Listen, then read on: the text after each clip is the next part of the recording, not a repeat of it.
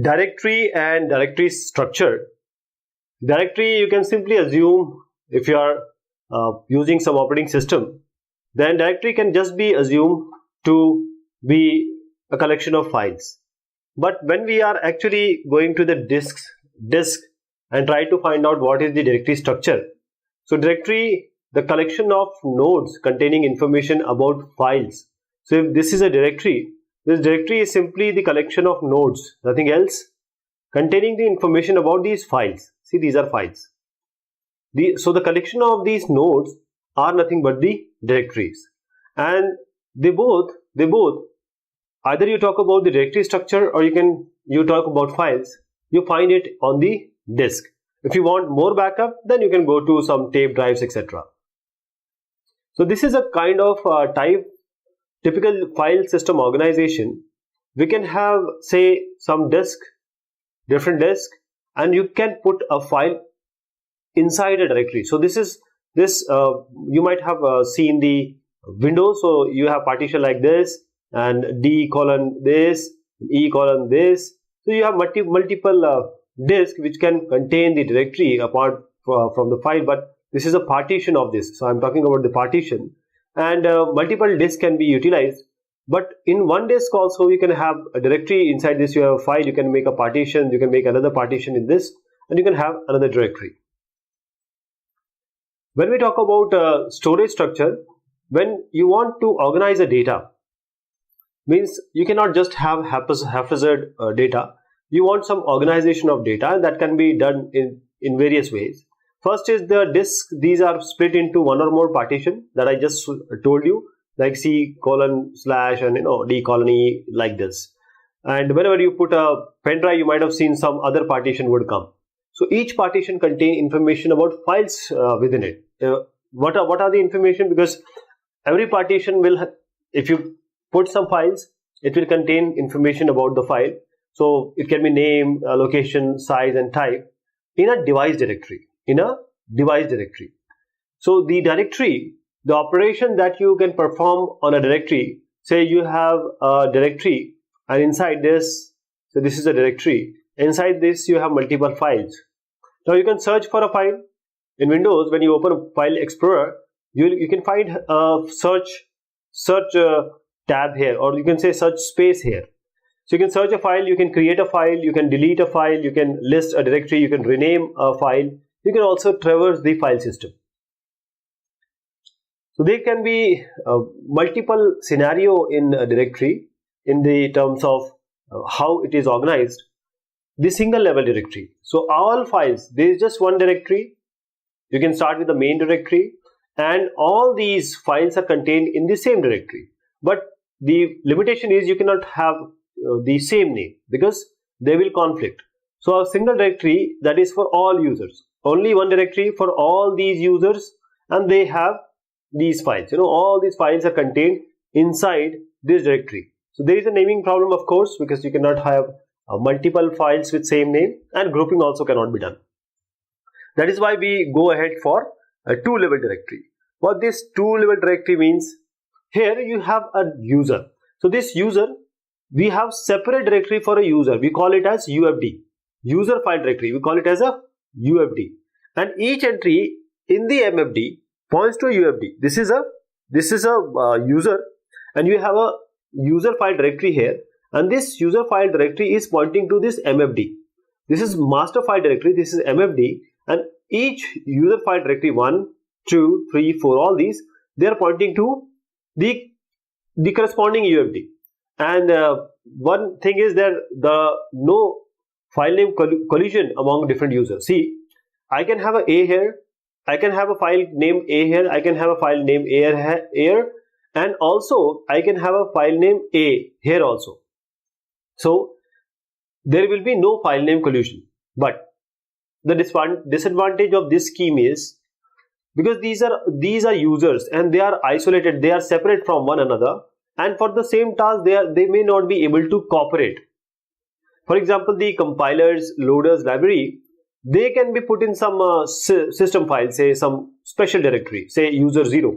These are user 1 to 4. You can have some user 0, and this user 0 that may contain compiler, loader, library. These are system files. So that when the operation is for these has to be performed, it can be searched. So this is searched, and the if operating system doesn't find these in the local directory, say UFD, then it can go to this one.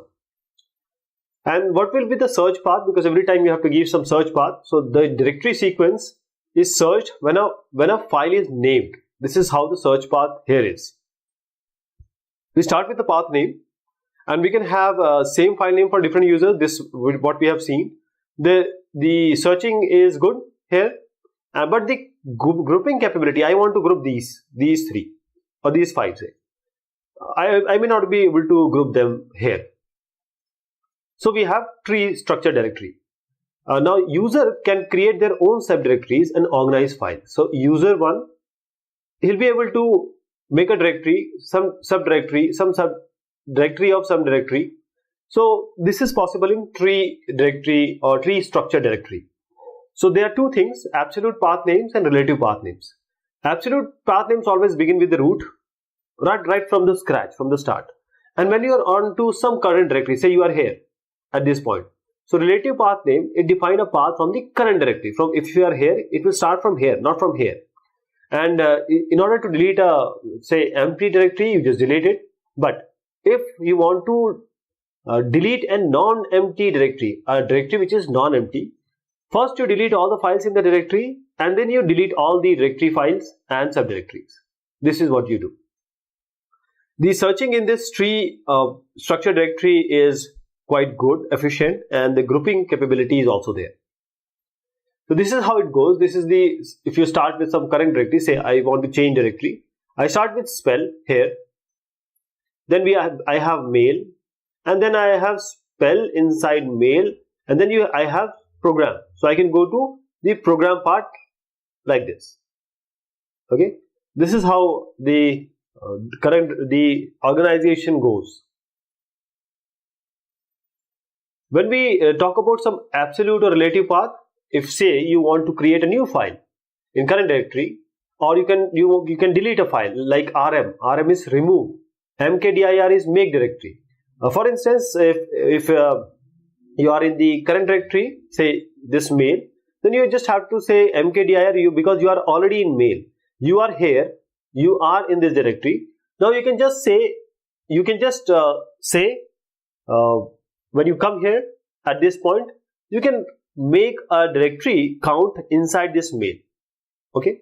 When you want to delete this mail, if you want to delete this node, I must say, deleting the entire subtree, all the subtree means you can have tree for copy also, for PRT also. So you are just deleting the entire subtree rooted by this mail. Acyclic graph directories. Now see this one. I'll show you the diagram first.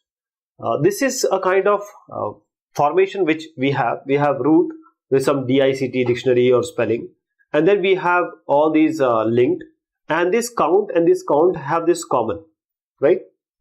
Now let us see what we want to express here. First, these directories can have shared subdirectories and files. As you just saw, directories can have shared subdirectories and files, and because of this, we can have very simple algorithms to traverse the graph. Okay, so only one file exists. So when we have shared, this one is sharing, this one is also using this one is also using this. So only one instance is there. So if you change it, all others may be able to visualize it and use it. And how to implement this shared files or subdirectory? We just have to create a new directory entry called a link. See, this is how to implement the shared files or subdirectories. You just have to create a directory entry which is called as link, and which is actually a pointer. So this is nothing but a pointer to another file or subdirectory. This is a pointer. And if you have duplicate, means duplication of all information about shared files in both the sharing directories, you have to duplicate it. But we have some problems here also. A file may now have multiple absolute name paths. Okay, the names or absolute path name can be or can have multiple, because we are dealing with the sharing also. And deletion may leave some dangling pointers to a non-existent file. Means this is pointing, this is pointing, this is pointing. If I delete it, say, all these may be dangling. If I have deleted for this may be, this pointer may not be there, but this pointer may be pointing to something which is not there. How to solve this deletion problem? We can have back pointers. We need to delete all the pointers. We don't want any dangling pointers.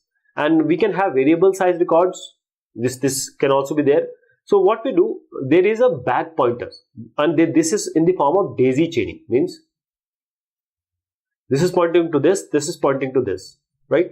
And these approaches to deletion, because deletion is always an issue, with symbolic links, as we just said, what is the link?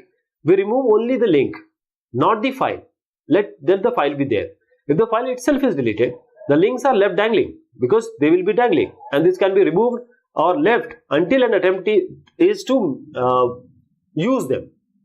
And the other thing can be, we can preserve the file. We can preserve the file until all reference they can be deleted. See, all these are deleted, then we will not have any dangling one. So this mechanism is needed to determine that the last reference to the file has been deleted. The problem can be, we can have a potentially large size of the file reference list. This can be an issue here. So we have, as I just suggested, we have link. Link is nothing but, it is a pointer. That is another name to an existing file. This is just pointing to the same file.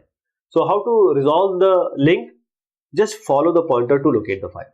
Just follow the pointer. This point, you go here. This point, you point this, you go here. So just follow the pointer. And as I just suggested, how to delete the link, it should goes like the acyclic one. We have general graph directory also. This can have cycles. So the links are added to existing directory. Please understand, this can have cycles. And acyclic means that you don't have any cycle. But this one general graph directory, we can have cycles. So links are added to existing directory if there are cycles. If at all there are cycles, we just want to avoid searching component twice. If it is showing some cycle, or some cycle is like this, you're coming here, so it is making a cycle.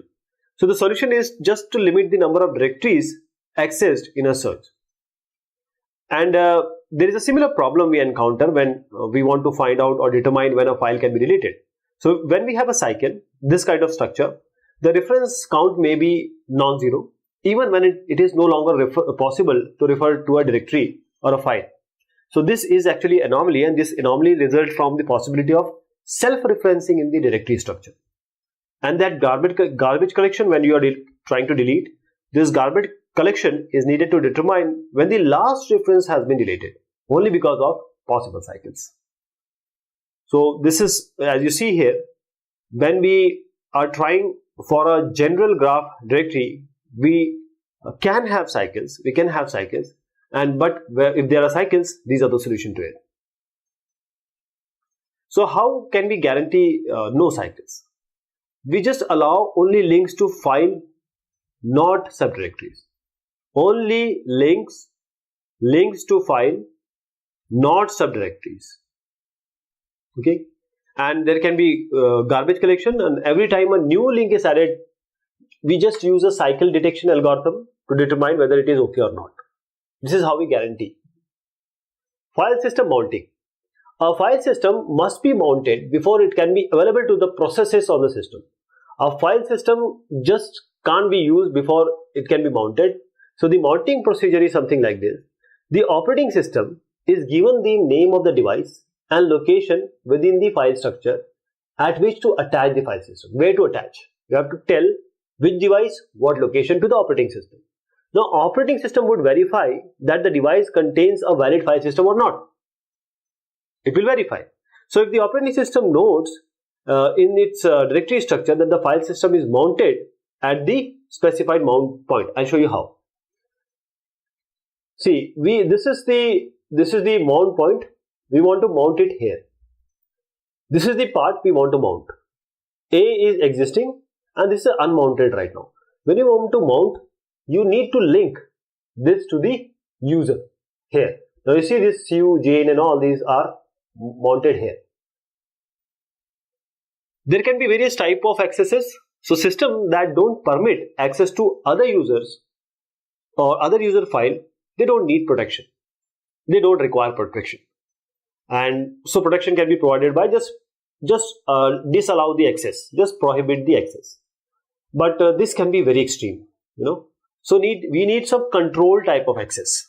This may not be possible because this will leave everything unaccessible.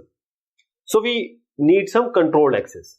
So the limit of we can limit the type of access or file access that can be made. How can we do it? We can control the operations like the read, write, like the delete, and like the list.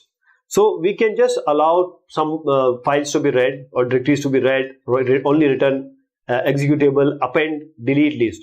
All these type of accesses are possible, and this is called the controlled access. So what is the access control? This is actually for protection. So the most common approach to the protection problem is just to make access dependent on the identify of the user. What is the identification of the user? That is, files can be associated with some ACL, that is, you have a proper access control list which specify the username and what type of access you allow for that user. But there can again be some situations like how to construct a list. It can be quite tedious sometimes, and the directory entry now needs to be of variable size, and again we need to have some complicated space management.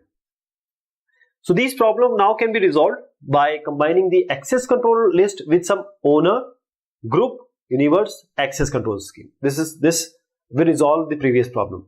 So to condense or to just squeeze the length of access control list, that is ACL, many systems recognize three classification of users in connection with each. Many operating systems. This is owner, group, or universities. So or universe. I'm so sorry. Owner, group, and universe. So owner means the user who created the file is actually the owner who created. Now the group is the set of users. Now we have users in this set who are sharing the file and they need similar access in a group or above group. Universe means all other users in the system, they constitute the universe other than this, right? So we can have a sample like this. This is owner access, say it is 7. Say group access it is 6, and public access say it is 1. So these owner access can be provided, say read, write, execute. All these are possible. For group access you can give read and write but don't execute. For public access only execute, say, and just don't do read and write. But we can see it other way around also. You know how? This owner access can be all of these, but group access can be 110. That means read and write are not possible. Read and write are not possible. Allow them to execute. Okay. And in the public access, you can just simply say we in this 0 we say not allow, and for 0 in the second sense we say allow. So we say okay, allow read, allow write, but don't allow execute. These are just scenarios. These are not actual. These are just samples. So this RWX, this indicate which users have permission to read, write, and execute. For example, this Windows XP, this has a ACL management list. For example, you can be an administrator, you can be a guest, you can be any of these type. These are group and user names. Now, when you click on guest, you are allowing or denying something. That is, you are denying a full control, modification, read and execute, read and write. Okay. When you want to allow, you can check this. This is how the list is being made. This is a simple Unix directory listing. For example, we talk about this one, or we just allow, say, the first one, RWR. This is read, write, execute. So these are the formation which says whether it is allowed for a staff, what needs to be done. If a faculty is there, what needs to be done. For a student, what needs to be done, or what are the access which are being provided.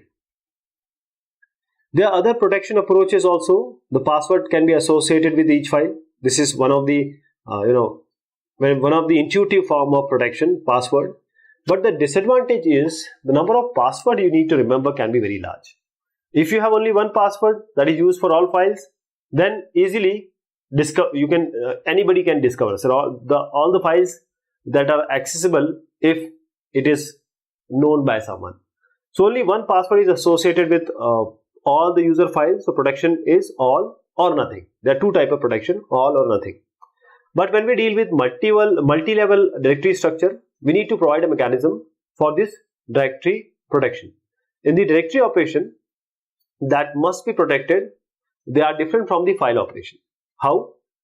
In the directory operation, we need to have control creation and deletion of files in a directory, and also we need to control whether a user can determine the existence of a file in a directory using, say, for example, DOS. We use dir command. So this is again some more part of very important topic, that is file system. Thank you so much. Take care of yourself.